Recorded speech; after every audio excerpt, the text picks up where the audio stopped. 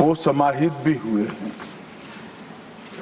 मेरा मानना है कि ये जो आपका निर्णय है, सदन का निर्णय है कि वंदे मातरम के 150वें साल के प्रवेश पर ये महान सदन वंदे मातरम के भाव के लिए, वंदे मातरम के यशोगान के लिए और वंदे मातरम को चिरंजीव बनाने के लिए एक चर्चा करे और इस चर्चा के माध्यम से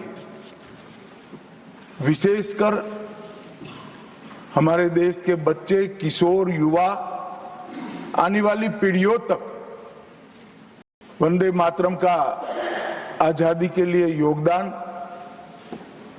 वंदे मातरम गान की रचना में राष्ट्रभक्ति और राष्ट्र की संस्कृति के प्रति समर्पण का जो भाव है, उसका आने वाले महान भारत की रचना में योगदान, इसके संकल्प के साथ जुड़ाव, ये सभी चीजों से हमारी आने वाली पीढ़ियां भी युक्त हो। इसलिए मैं आपका और सदन के सभी सदस्यों का हृदय पूर्वक बहुत बहुत अभिनंदन करना चाहता हूं कि आज ये चर्चा यहां पर आकार ले रही है। महोदय, हम सब सौभाग्यशाली हैं कि हम एक ऐतिहासिक पल के साक्षी भी बन रहे हैं और इसमें हिस्सा भी ले रहे हैं। ये महान सदन में जब वंदे मातरम की चर्चा हो रही है, तब कल कुछ सदन सदस्यों ने लोकसभा में प्रश्न उठाया था कि आज वंदे मातरम की चर्चा, वंदे मातरम पर चर्चा की जरूरत क्या है। महोदय, वंदे मातरम पर चर्चा की जरूरत, वंदे मातरम के प्रति समर्पण की जरूरत वंदे मातरम बना तब भी थी, आजादी के आंदोलन के वक्त भी थी, आज भी है और जब 2047 में महान भारत की रचना होगी तब भी रहे। क्योंकि अमर कृति मां भारती के प्रति, भारत माता के प्रति समर्पण, भक्ति और कर्तव्य के भाव जागृत करने वाली कृति है। इसलिए जिनको आज वंदे मातरम की चर्चा क्यों हो रही है वो समझ में नहीं आ रहा है। मुझे लगता है कि उन्होंने नए सिरे से अपनी समझ पर ही सोचने की जरूरत है। कुछ लोगों को इसमें दिखता है कि बंगाल में चुनाव आने वाला है, इसलिए वंदे मातरम की चर्चा हो रही है। वो वंदे मातरम के महिमा मंडन को बंगाल के चुनाव के साथ जोड़कर कम करना चाहते हैं। ये सही है कि वंदे मातरम की रचनाकार बंकिम बाबू बंगाल में पैदा हुए, बंगाल में गीत की रचना हुई और आनंद मठ जिसमें बाद में वंदे मातरम समाहित हुआ, उसकी पृष्ठभूमि भी की बंगाल थी। मगर जब वंदे मातरम का प्रकटीकरण हुआ, वंदे मातरम बंगाल तक सीमित नहीं रहा था, देश तक भी सीमित नहीं रहा था। दुनिया भर में जहां पर आजादी के दीवाने थे वो गुप्त बैठक भी करते थे तो पहले वंदे मातरम का गान कर बैठक हुआ। और आज भी सरहद पर हमारा जवान जब अपना सर्वोच्च बलिदान देता है, ये आंतरिक सुरक्षा के लिए देश के पुलिस का जवान सर्वोच्च बलिदान देता है, तो जब वो अपने प्राण त्यागता है, इसके मुंह पर एक ही मंत्र होता है, वो वंदे मातरम। मान्यवर, ये वंदे मातरम का गान, वंदे मातरम का गीत, ये भारत माता को गुलामी की जंजीरों से मुक्त करने का नारा बना था, आजादी के उद्घोष का नारा बन चुका था, आजादी के संग्राम का एक बहुत बड़ा प्रेरणा स्रोत बना था और शहीदों को अंतिम बलिदान, सर्वोच्च बलिदान देते वक्त अगले जन्म में भी भारत में ही जन्म लेकर फिर से मां भारती के लिए बलिदान करने की प्रेरणा वंदे मातरम से मिली। और ये चिर पुरातन राष्ट्र को अनेक सदियों तक अपनी संस्कृति के रास्ते पर आगे बढ़ाने की प्रेरणा भी कई सारे मनुष्यों को इस वंदे मातरम से ही मिली। वंदे मातरम की दोनों सदनों में इस चर्चा से, वंदे मातरम के महिमा मंडन से, वंदे मातरम के गौरव गान से हमारे बच्चे, किशोर, युवा और आने वाली कई पीढ़ियां वंदे मातरम के महत्व को भी समझेगी और उसको राष्ट्र के पुनर्निर्माण का एक प्रकार से आधार भी बनाएगी। मान्यवर बंकिम चंद्र चट्टोपाध्याय जी ने 7 नवंबर 1875 को वंदे मातरम की रचना उनकी सार्वजनिक हुई। यह दिन कार्तिक शुक्ल नवमी का था। अक्षय नवमी या जगदात्री पूजा के रूप में यह दिन मनाया जाता है। और जब रचना की तब शुरू में कुछ लोगों को लगा कि एक उत्कृष्ट साहित्यिक कृति है, परंतु देखते देखते देखते वंदे मातरम का एक गीत देशभक्ति, त्याग और राष्ट्रीय चेतना का प्रतीक बन गया, जिसने हमारे आजादी के आंदोलन का रास्ता प्रशस्त किया। और कब वंदे मातरम की रचना हुई? वंदे मातरम की रचना की पृष्ठभूमि हम सब ने जरूर याद करनी चाहिए। उसकी पृष्ठभूमि में सदियों तक इस्लामिक आक्रमण को झेलकर इस देश की संस्कृति और इस देश का इतिहास झंझोड़ने का काम, शीर्ण वीर्ण करने का काम हुआ था। उसके बाद अंग्रेजों ने अपने शासन के काल में, भारत के गुलामी के काल में एक नई सभ्यता, एक नई संस्कृति हमें थोपने का प्रयास किया था। और उस वक्त ये वंदे मातरम का रचना बंकिम बाबू ने की और वो रचना के अंदर बहुत बारीकी से जो हमारी मूल सभ्यता थी, हमारा सांस्कृतिक राष्ट्रवाद था, देश को माता के रूप में कल्पना कर देश की माता के रूप में जो कल्पना की, इसकी आराधना करने की हमारी परंपरा थी, उसको उन्होंने पुनः प्रस्तापित किया था। और इसीलिए ये गीत देखते देखते कोई प्रचार के बगैर, उस वक्त ना सोशल मीडिया था, ना प्रचार के कोई साधन थे, उल्टा जो सरकार थी वो तो उसको रोकना चाहती थी, प्रतिबंध लगाती थी। वंदे मातरम बोलने वालों पर कोड़े बरसाए जाते थे, जेल में डाल दिए जाते थे। फिर भी वो सारे प्रतिबंधों को पार कर हर एक व्यक्ति के मन को भी छुआ, आत्मा को भी छुआ और अनेक प्रताड़नाएं झेलते हुए भी वंदे मातरम कश्मीर से कन्याकुमारी तक फैल गया। मान्यवर, ये एक प्रकार से भारत के संस्कृति के प्रति श्रद्धा रखने वाले सभी लोगों का पुनः जागरण का मंत्र बन गया।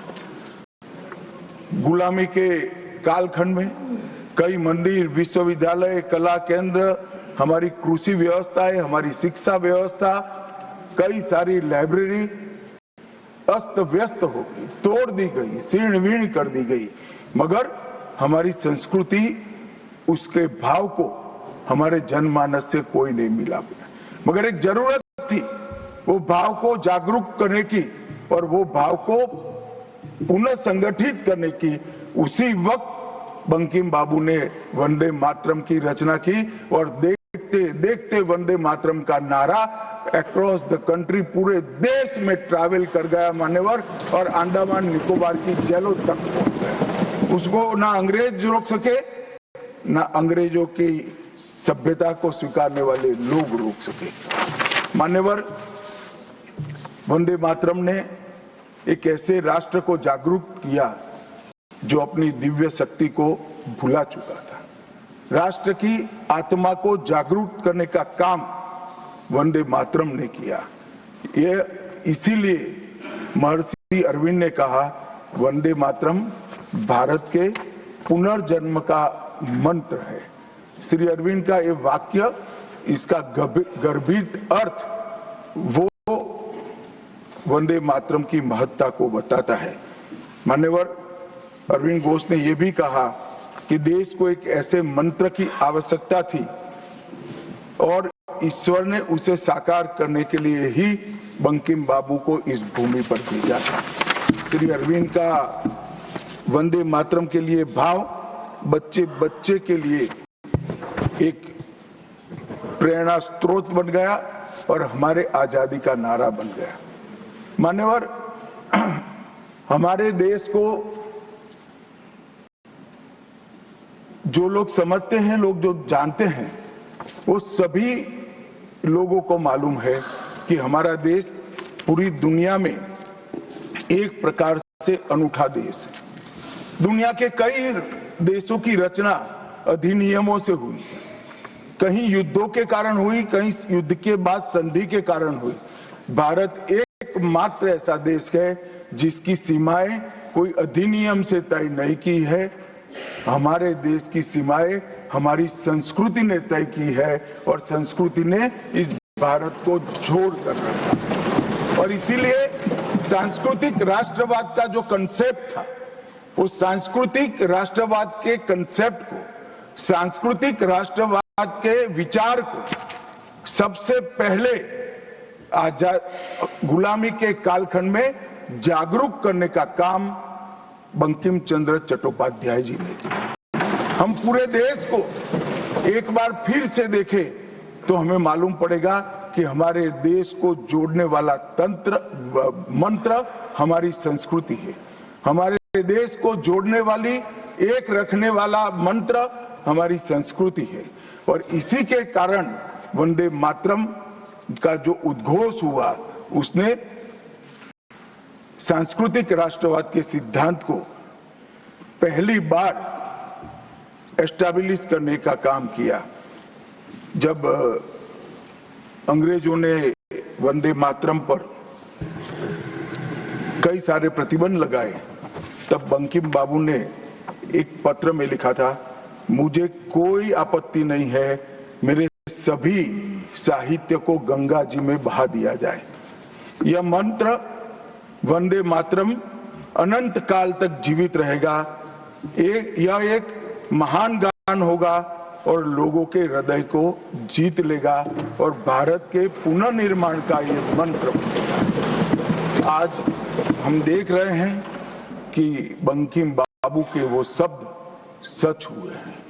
भले देर से ही सही, ये पूरा राष्ट्र आज सांस्कृतिक राष्ट्रवाद की परिकल्पना को स्वीकार कर आगे बढ़ रहा है। और मान्यवर, हम सब जो भारत माता की संतानें हैं, वो मानते हैं कि ये देश कोई जमीन का टुकड़ा नहीं है। वो उसको हम माँ के रूप में देखते हैं और उसका भक्ति गान भी करते हैं, और वो भक्ति गान की अभिव्यक्ति ही वंदे मातरम है। मान्यवर, आज मैं सदन में जब ये चर्चा हो रही है तब बताना चाहता हूं, वंदे मातरम की रचना में हमारे जीवन में देश की, भारत माता की कल्पना का जो योगदान है, उसको बहुत अच्छे तरीके से भावना के साथ वर्णन किया है। जल, फल और समृद्धि तीनों की दायिनी भारत माता को बताया गया। शोभित पुष्पों से मन को प्रफुल्लित करने वाली भी भारत माता को बताया गया। सरस्वती, लक्ष्मी, दुर्गा, ये तीनों का जो स्वरूप है वो भारत माता है। एक प्रकार से हमारा समृद्धि, हमारी सुरक्षा, हमारा ज्ञान, हमारा विज्ञान, ये सब भारत माँ की ही कृपा है और उसकी आराधना से ही प्राप्त हो सकता है। इतना बड़ा एक संकल्प बंकिम बाबू ने रखा। दुर्गा की वीरता, लक्ष्मी की संपन्नता और सरस्वती की मेघा, ये तीनों हमें भारत माँ की कृपा ही दे सकती है, यह मिट्टी ही दे सकती है। इसीलिए इसको बार बार प्रणाम करना चाहिए, माँ को प्रणाम करना चाहिए। मान्यवर, एक प्रकार से जिसकी उद्घोषणा 150 साल पहले बंकिम बाबू ने की, ये विचार तो बहुत चिर पुरातन है। रामायण के अंदर प्रभु श्री राम ने भी जब उनको सलाह दी गई कि इतनी वैभवशाली लंका है, आप लंका जीत ही लिए हो, तब अयोध्या जाकर क्या करना है, यहीं रह जाते हैं। तब उन्होंने कहा कि माता और मातृभूमि ईश्वर से भी बड़ी होती है, मैं माता और मातृभूमि का त्याग करूं। मातृभूमि के महिमा मंडन प्रभु श्री राम ने भी किया। मातृभूमि का महिमा मंडन आचार्य शंकर ने भी किया और मातृभूमि का महिमा मंडन आचार्य चाणक्य ने भी किया। ये सभी ने समय समय पर हमारे अस्तित्व को मातृभूमि के साथ जोड़ने का काम किया। मातृभूमि ही हमें पहचान देती है, वही हमें भाषा देती है, वही सभ्य जीवन जीने की संस्कृति का आधार बनाती है और वही हमारे जीवन को ऊपर उठाने का अवसर देती है। इसलिए मातृभूमि से ज्यादा कुछ हो नहीं सकता। ये भाव जो चिर पुरातन भाव था, उसको बंकिम बाबू ने पुनर्जीवित किया और वो घनघोर रात्रि जैसे गुलामी के कालखंड के अंदर जैसे एक बिजली प्रकाश फैला देती है, उसी प्रकार से वंदे मातरम के गान ने घनघोर अंधेरे के अंदर, जन जन के अंदर गुलामी की मानसिकता छोड़कर आजादी की प्राप्ति, स्वराज की प्राप्ति का एक जोश जगाने का काम किया। मान्यवर, महर्षि अरविंद ने वंदे मातरम को गीत नहीं, हमारी आध्यात्मिक शक्ति का प्रतीक माना। उन्होंने बहुत सुंदर तरीके से वर्णन किया है कि स्थूल, सूक्ष्म और कारण तीनों प्रकार से वंदे मातरम भारत की शक्ति को जगाता है। स्थूल शरीर वंदे मातरम का उच्चारण हमारी शरीर में शक्ति और उत्साह भरता है। राष्ट्रभक्ति की प्रक्रिया शक्ति को जगाती है। सूक्ष्म शरीर हमारे भावनाएं, हमारे विचारों को वो शुद्ध करता है और हमारी चेतना को वो जागरूक करता है। और कारण आध्यात्मिक शरीर में भी उन्होंने कहा कि बंकिम बाबू एक ऋषि चेतना से प्राप्त मेघा से ही वंदे मातरम की रचना किए हैं।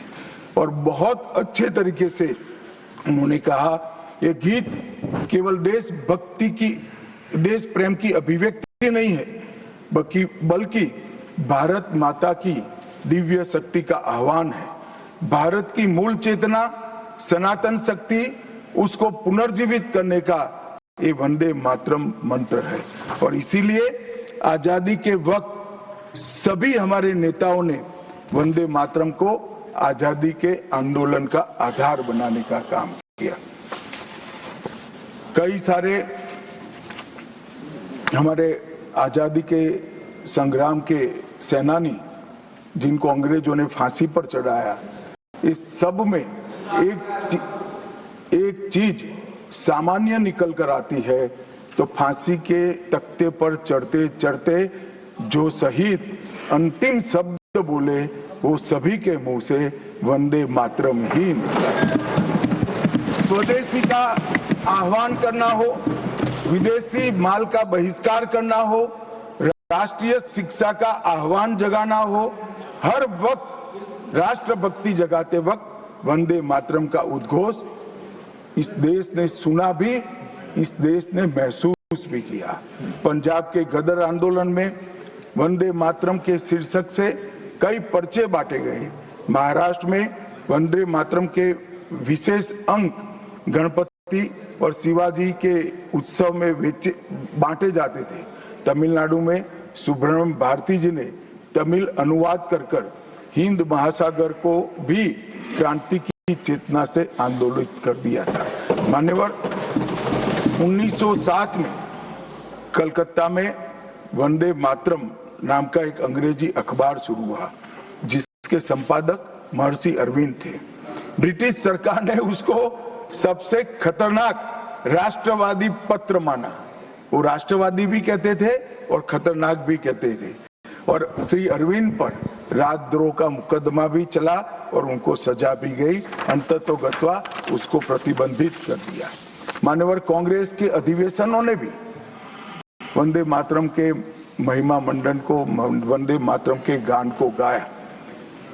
1896 में गुरुवर टैगोर ने कांग्रेस अधिवेशन में इसको पहली बार सार्वजनिक रूप से गाया। 1905 में कांग्रेस के वाराणसी अधिवेशन में महान कवियत्री गायिका सरला देवी चौधरानी ने पूर्ण वंदे मातरम का गायन किया।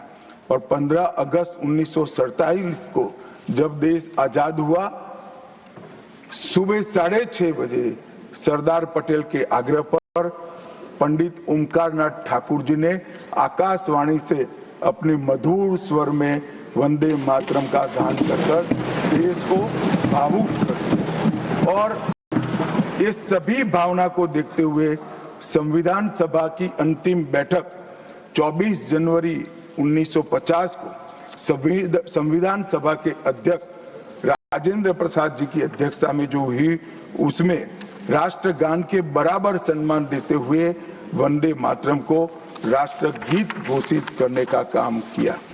मान्यवर, मैं कल देख रहा था कांग्रेस के कई सदस्य आज वंदे मातरम की चर्चा क्यों जरूरी है और इसको एक राजनीतिक हथकंडा या तो मुद्दों पर से ध्यान भटकाने का एक हथियार मानते थे। मान्यवर, मुद्दों पर चर्चा करने से कोई नहीं डरता है। संसद का बहिष्कार हम नहीं करते हैं। संसद का बहिष्कार अगर करना है, संसद का बहिष्कार न करे, संसद चलने दे, तो सब मुद्दों पर चर्चा होगी। हमें कुछ डरने जैसा नहीं है, छिपाने जैसा नहीं है। कोई भी मुद्दा हो, हम चर्चा करने के लिए तैयार है।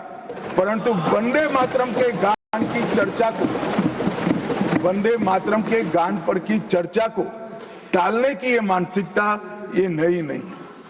मान्यवर, ये तो वंदे मातरम का 150वां साल है। हर महान रचना का, हर महान घटना का महत्वपूर्ण साल कई मायनों में हमारे देश में मनाता जाता है। तो ये तो 150वां साल है। अब हम थोड़ा पीछे मुड़कर देखते हैं। मान्यवर, जब वंदे मातरम के 50 साल हुए तब क्या हुआ? वंदे मातरम के 50 साल हुए, देश आजाद नहीं हुआ था। और वंदे मातरम की स्वर्ण जयंती हुई 1937 में। तब जवाहरलाल नेहरू जी ने वंदे मातरम के 2 टुकड़े कर उसको 2 अंतरों तक सीमित करने का काम। कांग्रेस पार्टी की 50वें साल में जो एक प्रकार से वंदे मातरम का महिमा मंडन करने की पद्धति थी,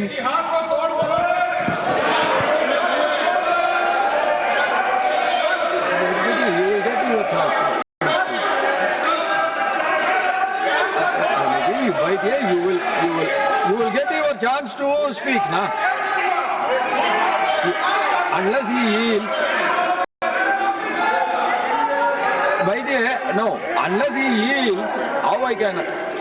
Unless he yields, how I can? मान्यवर, 1 मिनट में उनको बहुत समय दिया गया, अपने समय पर बोले ना, मुझे कोई आपत्ति नहीं। आपका समय, खड़गे साहब आपका समय आएगा। Garge ji, सभापति you are going to get your time. Please wait. Garge ji, you are going to get your time. Please wait. Let him speak.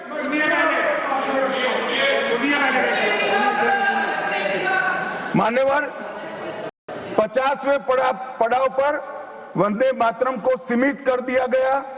वहीं से तुष्टीकरण की शुरुआत हुई और वो तुष्टीकरण जाकर देश के विभाजन में मान्यवर, मेरे जैसे कई लोगों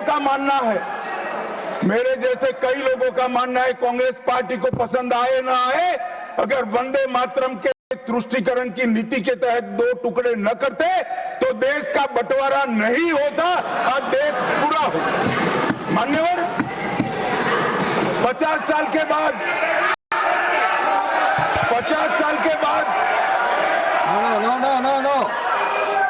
No, nothing will 50 साल go के on बाद record except honorable minister's speech. Please. मान्यवर, 50 साल के बाद वंदे मातरम 100 साल का हुआ।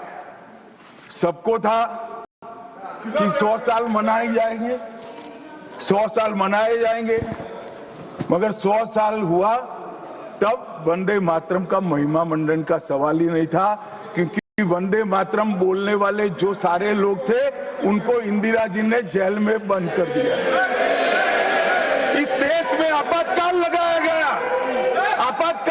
गया, विपक्ष के लाखों लोगों को, लाखों समाज सेवियों को, स्वयंसेवी संगठन के लोगों को जेल में भर दिया गया।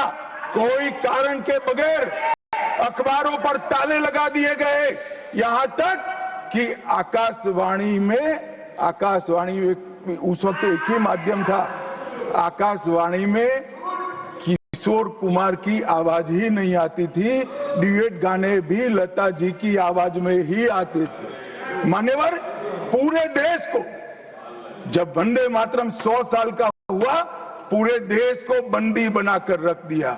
और कल 150वां साल है। 150वें साल में लोकसभा में चर्चा हुई।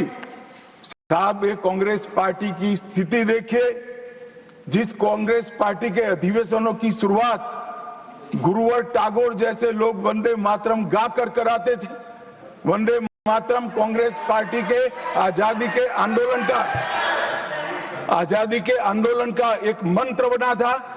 वो वंदे मातरम के महिमा मंडन करने के लिए जब लोकसभा में चर्चा हुई, गांधी परिवार के दोनों सदस्य नदारद थे, दो में से एक भी। वंदे मातरम का विरोध आज भी जवाहरलाल नेहरू से लेकर आज के कांग्रेस के नेतृत्व तक कांग्रेस के खून के अंदर बसा। मान्यवर,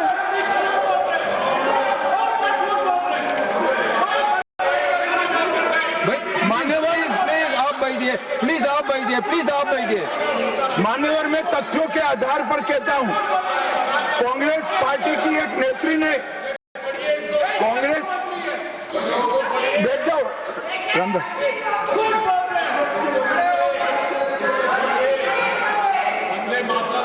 अरे दिग्विजय जी, अब नौकरी पक्की है, इस आयु में क्या कर रहे हो भैया?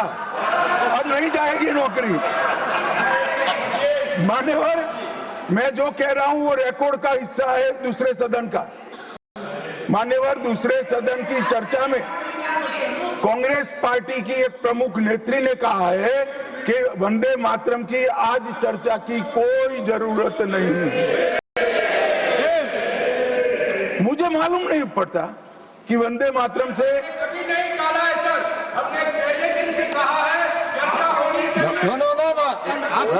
क्या कहा? जयराम रमेश जी, प्लीज बैठिए, प्लीज आप बैठिए जी।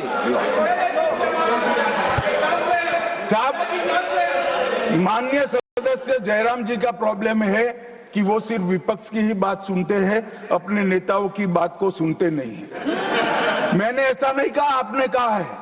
मैंने ऐसा कहा कि लोकसभा में चर्चा में कांग्रेस पार्टी की एक प्रमुख नेत्री ने कहा है कि अभी इस समय वंदे मातरम की चर्चा की कोई जरूरत नहीं। ये रिकॉर्ड पर है, रिकॉर्ड पर।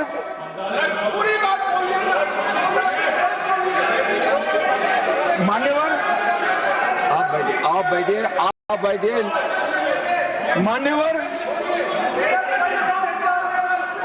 मान्यवर, जिस गीत को, जिस गान को महात्मा गांधी ने राष्ट्र की शुद्धतम आत्मा से जुड़ा हुआ गीत कहा। बिपिन चंद्र पाल ने एक राष्ट्र धर्म है जिसमें राष्ट्रभक्ति और कर्तव्य दोनों समाहित है, जिसकी अभिव्यक्ति वंदे मातरम करता है। वो वंदे मातरम का टुकड़ा करने का काम भी कांग्रेस पार्टी ने किया था। मान्यवर, अंतर्राष्ट्रीय स्तर पर भी वंदे मातरम ने हमारे आजादी के आंदोलन को गति देने का काम किया। श्यामजी कृष्ण वर्मा, मैडम भिखाजी कामा और वीर सावरकर ने जो भारत का त्रिवर्ण ध्वज निर्मित किया था, उस पर स्वर्णिम अक्षर में एक ही नाम था, वंदे मातरम। मान्यवर, बर्लिन के ओलंपिक्स में भी 1936 में गुलामी के कालखंड में भी जब हमारे हॉकी की हमारी टीम को उत्साह की जरूरत थी, प्रेरणा की जरूरत थी, कोच ने लाइन में खड़े कर भावपूर्ण तरीके से वंदे मातरम का गान किया और हम गोल्ड मेडल जीतकर आ गए। मान्यवर, भारतीय जनता पार्टी की रचना हुई तब से हमारी तो पार्टी की रचना ही सांस्कृतिक राष्ट्रवाद और ये देश अपने मूल संस्कृति के आधार पर, मूल विचारों के आधार पर चलना चाहिए, पाश्चात्य संस्कृति के आधार पर नहीं चलना चाहिए। इसीलिए हमारी पार्टी की स्थापना थी। मान्यवर, इस संसद में वंदे मातरम के गान को बंद करा दिया है। अब फिर से खड़े हो जाएंगे कि नहीं आप गलत बोल रहे हो, मगर इस रिकॉर्ड है मान्यवर महोदय। 1992 में भाजपा सांसद श्री राम नाईक ने एक शॉर्ट ड्यूरेशन डिस्कशन के माध्यम से वंदे मातरम को संसद में फिर से गाने की शुरुआत करने के लिए एक मुद्दा उठाया और उस वक्त प्रतिपक्ष के नेता लाल कृष्ण आडवाणी जी ने बहुत प्रमुखता के साथ लोकसभा के स्पीकर को कहा कि इस महान सदन के अंदर वंदे मातरम का गान होना चाहिए, क्योंकि संविधान सभा ने इसको स्वीकारा है। और फिर लोकसभा ने सर्वानुमत से 1992 में वंदे मातरम के गान की शुरुआत की। मान्यवर, हम जब वंदे मातरम की गान की शुरुआत कर रहे थे, उस वक्त भी मैं नाम देना नहीं चाहता, वरना औचित्य के सवाल उठाएंगे, कुछ टेक्निकल मुद्दे उठाएंगे, मगर इंडी अलायंस के ढेर सारे लोगों ने, मेरे पास नाम की सूची है, इनको आपत्ति नहीं हो तो मैं पढ़ सकता हूं, ढेर सारे लोगों ने कहा था कि हम वंदे मातरम नहीं गाएंगे, ना बोल दिया। और मैंने मेरी आंख से देखा है कई सारे सदस्य वंदे मातरम होता है तो वंदे मातरम के गान के पहले संसद में बैठे होते हैं तो भी खड़े होकर बाहर चले जाते हैं। मैं आपको विश्वास से कह सकता हूं मान्यवर, ये कह रहे हैं कि कांग्रेस पार्टी पर झूठे आरोप लगाए। मैं विश्वास से कह रहा हूं, भारतीय जनता पार्टी का एक भी सदस्य वंदे मातरम के गान के वक्त सम्मान के साथ खड़ा न हो, ऐसा हो ही नहीं सकता, क्योंकि वंदे मातरम के गान के प्रति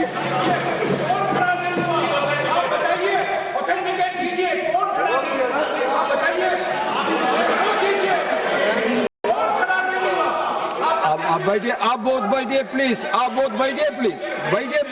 you will get your chance to speak. You can say your opinion when the turn comes to you.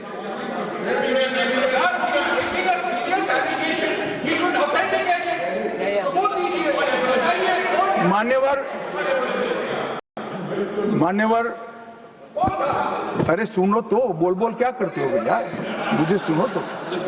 मान्यवर, सम्मानीय सदस्य जी ने कहा है कि कौन कौन कांग्रेस पार्टी के लोगों ने वंदे मातरम नहीं गाने के लिए स्टेटमेंट दिया है और संसद के वक्त बाहर चले गए हैं। मैं इसकी सूची आज शाम होने के पहले सदन के पटल पर रख दूंगा।